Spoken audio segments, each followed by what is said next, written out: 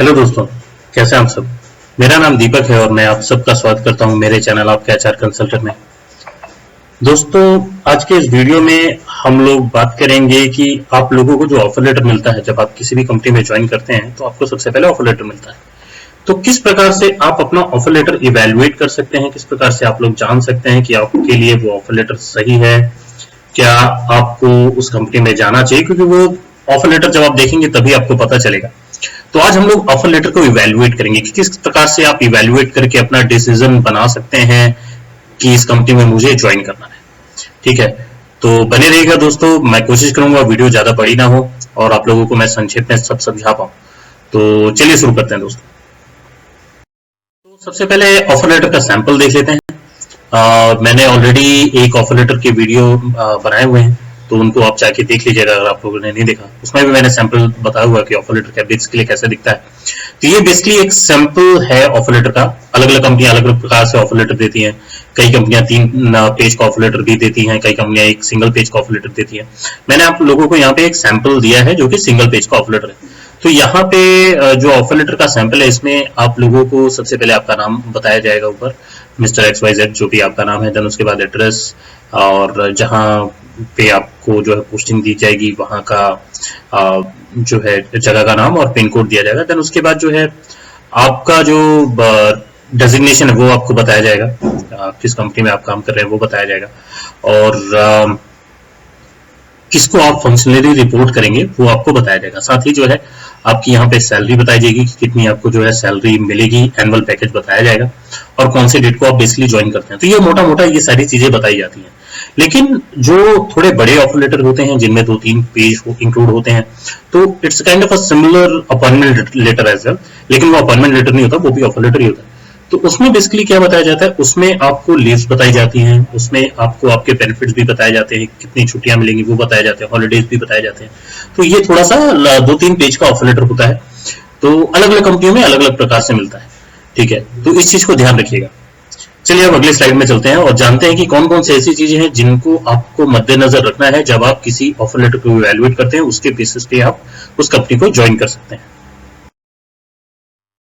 तो यहाँ पे मैंने टिप्स बताई हैं to evaluate an offer letter, कैसे आप इवैल्यूएट करेंगे। तो सबसे पहली चीज और फॉरमोस्ट चीज जो है वो है सैलरी या फिर मनी। तो ये एक सबसे बड़ा मापदंड होता है जब आप किसी भी ऑफर लेटर को इवैल्यूएट करते हैं। फॉर एग्जांपल, आप इंटरव्यू देने गए, आपने वहां इंटरव्यू दिया, आपको पता था कि इतनी सैलरी रेंज है, यहाँ पे इतनी जाती है। आपने अपनी डिमांड रखी कि मुझे इतनी सैलरी चाहिए और आपने सैलरी नेगोशिएट किया। नेगोशिएट होने के बाद जो है यू वर सेटिस्फाइड कि हाँ मुझे इतनी सैलरी मिलने वाली है, एंड आप हैप्पीली जो है घर आ गए कि बस यार मेरा तो अब डन हो गया है, 1-2 दिन में ऑफर लेटर आ जाएगा एंड देन उसके बाद मुझे ज्वाइन करने को बोल दिया जाएगा। तो यू वर रियली हैप्पी। लेकिन क्या होता है, जैसे ही आपको ऑफर लेटर आता है, सडनली यू सी कि आपका जो सैलरी है वो जितना आपने बताया था उससे कम आया है। तो इस केस में आप क्या करेंगे? इस केस में आप डायरेक्टली जो है एचआर से बात करेंगे एंड जो मेक श्योर कि आपने जितनी सैलरी बताई थी, जितना आपने मापदंड रखा था, जितना आपने बात किया था, उतनी सैलरी वहां पे मेंशन हो। ठीक है, क्योंकि सैलरी के बेसिस पे ही सबसे ज्यादा चीजें टिकी होती है। क्योंकि ऑब्वियस सी बात है, जो भी पर्सन काम कर रहा है, किसी भी कंपनी में काम कर रहा है, ऑब्वियसली सैलरी अगर अच्छी मिलेगी तभी वो अपना 100% एफर्ट देगा, नहीं तो क्यों देगा। और सीधी सी बात है, नहीं तो क्यों आदमी ज्वाइन करेगा। तो सैलरी एक सबसे बड़ा मापदंड होता है दोस्तों। तो सैलरी को आप लोग जब अपना सैलरी नेगोशिएशन के लिए जाते हैं, उसके रिगार्डिंग भी मैंने वीडियो बनाया। अगर सैलरी नेगोशिएशन के रिगार्डिंग अगर आपको वीडियो देखनी है तो मेरे पुराने वीडियोस में जाके देखिएगा। अभी रिसेंटली मैंने एक और वीडियो बनाया था किस प्रकार से जो है आप ईमेल के थ्रू सैलरी नेगोशिएट कर सकते हैं। तो सैलरी नेगोशिएशन के बारे में थोड़ा सा सीख के जाएं और सैलरी नेगोशिएट करें, और उसके बेसिस पे जितनी आपको सैलरी मिलती है उतनी ही आपके ऑफर लेटर में होनी चाहिए। ऐसा नहीं कि आप वहां पे कोई और सैलरी नेगोशिएट करके आ गए, आपको यहाँ पे कम सैलरी मिल रही है, ऐसा बिल्कुल मत कीजिएगा। और वहां पे अगर आपको कम सैलरी लिख के आती है तो आप एचआर से बात कर सकते हैं। एचआर से बात करने के बाद अपनी सैलरी जो है सुधरवा के देन एक नया रिवाइज ऑफर लेटर लें, क्योंकि वो आपके लिए जरूरी रहेगा। ठीक है, देन अगला आता है अदर फाइनेंशियल बेनिफिट्स। जैसे कि मैंने प्रीवियस स्लाइड में बताया था कि कई कंपनियां जो है अलग अलग प्रकार से ऑफर लेटर देती हैं। कुछ कंपनियां जो है तो 3 पेजेस का ऑफर लेटर होता है।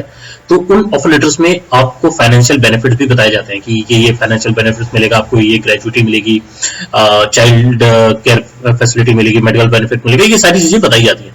तो ये एक बहुत बड़ा फैक्टर रहता है अगर आप किसी भी कंपनी को ज्वाइन करते हैं तो प्लीज मेरा यही जो है आप लोगों से निवेदन रहेगा कि आप लोग जो है फाइनेंशियल बेनिफिट्स भी जरूर देखें। और अगर इनकेस आपके ऑफर लेटर में फाइनेंशियल बेनिफिट्स नहीं दिए गए हैं तो ऑब्वियसली जब आपको अपॉइंटमेंट लेटर मिलेगा तो उसमें लिखा गया होगा, तो पूरा अपॉइंटमेंट लेटर भी अच्छे से पढ़ लें, ठीक है। और जिस कंपनी में जो है 2-3 पेज का ऑफर लेटर मिलता है तो उस पेज में आपको फाइनेंशियल बेनिफिट्स इंक्लूड होंगे, ठीक है, उसको अच्छे से पढ़ लें। और अगर इन केस एक पेज का ऑफर लेटर मिलता है और जिसमें फाइनेंशियल बेनिफिट्स इंक्लूडेड नहीं है तो मेक श्योर कि जब आप ऑफर लेटर पे साइन कर रहे हैं तो प्लीज आप जाके एचआर से बात कर सकते हैं कि देखिए मुझे थोड़ा फाइनेंशियल बेनिफिट्स भी जानने थे, कंपनी क्या क्या फाइनेंशियल बेनिफिट्स देने को तैयार है या दे रही है, ठीक है। तो इसके बेसिस पे आप अपने डिसीजन बना सकते हैं। देन अगला आता है कंपनी कल्चर।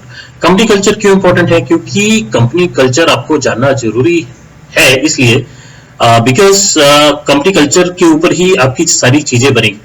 फॉर एग्जाम्पल अगर आपने कंपनी कल्चर नहीं पता किया और वहां पे जैसे ही आप ज्वाइन करते हैं आपको पता चलता है कि यार यहाँ तो हायरिंग फायरिंग का रूल है, हायर करते हैं फिर फायर कर देते हैं, फिर हायर करते हैं फिर फायर कर देते हैं, तो ऐसी कंपनी में आप टिक ही नहीं पाएंगे। और ऐसी कंपनी आपको देखनी है जहां पे आपके एथिक्स मैच कर रहे हो उस कंपनी के एथिक्स के साथ। जब आपका काम करने का तरीका जो है उस कंपनी के साथ मैच करेगा तभी आप उस कंपनी के कल्चर में ढल पाएंगे। तो इसलिए कंपनी कल्चर आपको पता करना बहुत जरूरी है। अगर आपको कंपनी कल्चर जो है ऑफर लेटर से नहीं पता चलता, आप अपफ्रंट जो है डायरेक्टली एचआर से पूछ सकते हैं कि यहाँ पे किस हिसाब से ये चलता है। अगर एचआर से नहीं तो थोड़ा एक आध जो एम्प्लॉयज हैं कंपनी के बाहर आपको मिल जाएंगे, जब आप अपना ऑफर लेटर लेने जाते हैं तो उनसे डायरेक्टली आप बात कर सकते हैं कि कंपनी का क्या कल्चर है। और आजकल तो ऐसा भी सुविधा है कि आप वेबसाइट में जाके जो है वहां चेक कर सकते हैं और कंपनी कल्चर के बारे में जान सकते हैं। देन अगला आता है लीव पॉलिसी।